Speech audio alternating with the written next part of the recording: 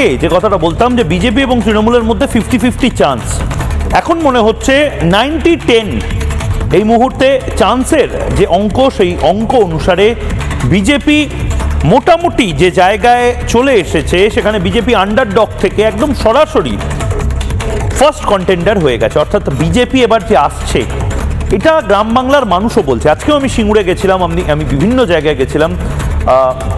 হুগলির মানুষ বা আরামবাগের মানুষ, হাওড়ার মানুষ, তারা এখন বলতে শুরু করেছেন একটা জিনিস যেটা খুব ইউনিক, যেটা খুব খুব বড় জিনিস, বড় অ্যাডভান্টেজ হতে পারে বিজেপির জন্য। কি?